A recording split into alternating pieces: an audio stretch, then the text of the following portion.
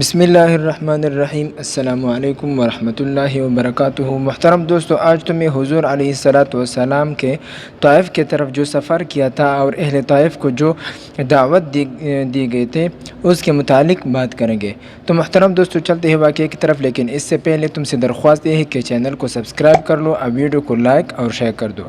محترم دوستو، واقعہ یہ ہے کہ جب حضور علیہ الصلاۃ والسلام کفار مکہ سے نا امید ہو گئے اور کفار مکہ کے متنفر اسلام دیکھ کر، تو حضور علیہ الصلاۃ والسلام نے طائف کی طرف ارادہ کیا کہ اہل طائف کو دعوت اسلام دے۔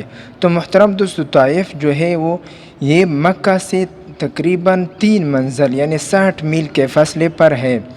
ایک بڑا شہر تھا اور وہاں بنو ثقیف آباد تھے جو لات کی پرستش کرتے تھے۔ وہاں لات کا مندر تھا اور سارا شہر اسی مندر کا پجاری تھا۔ محترم دوستو، جب 10 نبوی شوال کے مہینے میں یعنی سیدہ خدیجہ رضی اللہ تعالیٰ عنہ کی وفات کے 1 مہینے بعد آپ صلی اللہ علیہ وسلم زید بن حارثہ کو ہمراہ لے کر پیدل طائف میں پہنچے۔ وہاں پہنچنے سے پہلے راستے میں اول آپ صلی اللہ علیہ وسلم قبیلے بنی بکر میں تشریف لے گئے۔ جب ان کو بھی مکہ والوں کا ساتھی اور ہم خیال پایا تو قوم قحطان کے پاس گئے۔ ان کو بھی سنگ دلی میں قریش کے ہمسر پایا تو طائف میں پہنچے۔ طائف میں داخل ہو کر اول آپ صلی اللہ علیہ وسلم وہاں کے رؤساء سے ملے۔ طائف کے سرداروں میں سے عبد یعلیل بن عمر بن عمیر اور اس کے دونوں بھائی مسعود و حبیب سب سے زیادہ با اثر اور بنو ثقیف کے رئیس سمجھے جاتے تھے۔ آپ صلی اللہ علیہ وسلم تینوں سے ملے اور اسلام کی طرف دعوت دی۔ یہ بڑے مغرور اور متکبر تھے۔ ان میں سے ایک نے کہا کہ اگر تجھ کو اللہ تعالیٰ اپنے رسول بناتا تو یوں ہی پیدل جوتیاں چٹ کھاتا پھرتا۔ دوسرے نے کہا کہ کیا اللہ تعالیٰ کو کوئی اور آدمی نہ ملا جو تجھ کو رسول بنا؟ اور تیسرے نے یہ بولا کہ میں تجھ سے کلام نہیں کرنا چاہتا، کیونکہ اگر تو اپنے قول کے موافق اللہ تعالیٰ کا رسول ہے تو تیرے کلام کا رد کرنا خطرناک بات ہے۔ اگر تو اللہ تعالیٰ پر جھوٹ بولتا ہے تو مناسب نہیں کہ ایسے شخص سے کلام کیا جائے۔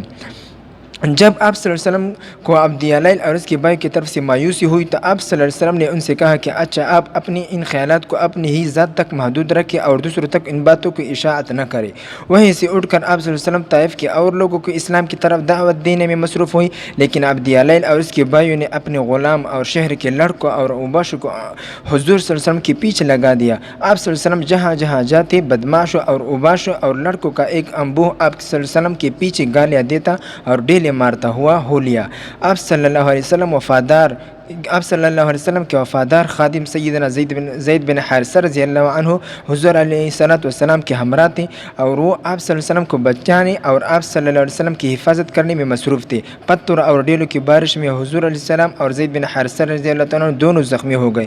باہر کو چلے تو بھی وہ اوباشان طائف کا ہجوم گالیاں دیتا اور پتھر مارتا ہوا آپ صلی اللہ علیہ وسلم کے ساتھ ساتھ تھا، یہاں تک کہ آپ صلی اللہ علیہ وسلم طائف سے باہر نکل آئے، مگر بدماشوں کے ہجوم نے حضور علیہ السلام کا پیچھا نہ چھوڑا۔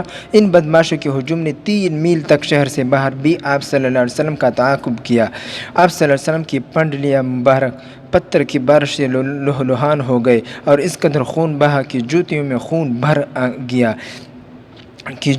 خون بھر گیا، اس طرح تمام جسم زخموں سے لہلہان تھا۔ آپ صلی اللہ علیہ وسلم کا قول ہے کہ میں طائف سے 3 میل تک آیا اور مجھے کچھ ہوش نہ تھا کہ کہاں سے آ رہا ہوں اور کدھر جا رہا ہوں۔ طائف سے 3 میل کے فاصلے پر مکہ کے ایک رئیس عتبہ بن ربیعہ کا باغ تھا۔ حضور علیہ السلام اس باغ میں آ کر پناہ لی اور طائف کے اوباشوں کا ہجوم طائف کی طرف واپس ہوا۔ حضور علیہ السلام اس باغ کے دیوار کے سائے میں بیٹھ گئے اور اپنے بے کسی اور بے چارگی دیکھ کر جناب الہی سے دعا کی کہ اے الہی، بے کس اور ضعیف کا تو ہی محافظ و نگہبان ہے اور میں تجھ ہی سے مدد کا خواستگار ہوں۔ ایک روایت میں یہ آتا ہے کہ اس وقت حضور علیہ السلام کو کچھ فرشتے آئے اور ان سے کہا کہ تو جو حکم کرو، اگر تم حکم دیتے ہو تو میں یہ پہاڑ لا کر ان پر ڈال دیتا ہوں، لیکن حضور علیہ السلام نے کہا کہ نہیں، میں ایسا بالکل نہیں کرتا ہوں، کیونکہ اگر یہ ایمان نہیں لاتے تو ان کے اولاد میں کوئی نہ کوئی ایمان لے آئے گا۔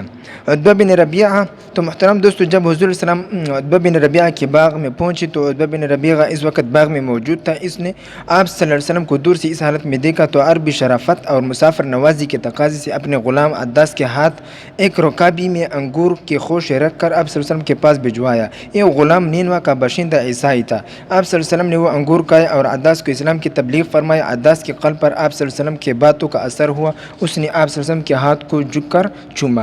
عتبہ نے دور سے غلام کی اس حرکت کو دیکھا۔ جب عداس واپس گیا تو عتبہ نے اس سے کہا کہ اس شخص کی باتوں میں نہ آ جانا، اس سے تو تیرا ہی دین بہتر ہے۔ تھوڑی دیر بعد آپ صلی اللہ علیہ وسلم عتبہ کے باغ میں آرام کیا، پھر وہاں سے اٹھ کر چل دی۔ وہاں سے روانہ ہو کر آپ صلی اللہ علیہ وسلم مقام نخلا میں پہنچے اور رات کو کھجور کے ایک باغ میں قیام فرمایا۔ اسی جگہ بعض جنات کے سرداروں نے آپ صلی اللہ علیہ وسلم کو قرآن شریف پڑھتے ہوئے سنا اور آپ صلی اللہ علیہ وسلم پر ایمان لے آیا۔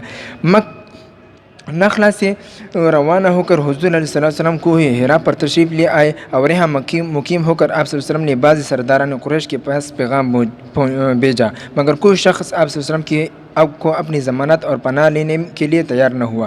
مطعم بن عدی کے پاس جب آپ صلی اللہ علیہ وسلم کا پیام پہنچا تو وہ بھی اگرچہ مشرک اور کافر تھا، مگر عربی شرافت اور قومی حمیت کے جذبے سے متاثر ہو کر فوراً اٹھ کھڑا ہوا اور سیدنا محمد صلی اللہ علیہ وسلم کے پاس سیدھا کوہ حرا پر پہنچ کر اور آپ صلی اللہ علیہ وسلم کو اپنے ہمراہ لے کر مکہ مکرمہ بحفاظت پہنچایا۔ جزاک اللہ خیر۔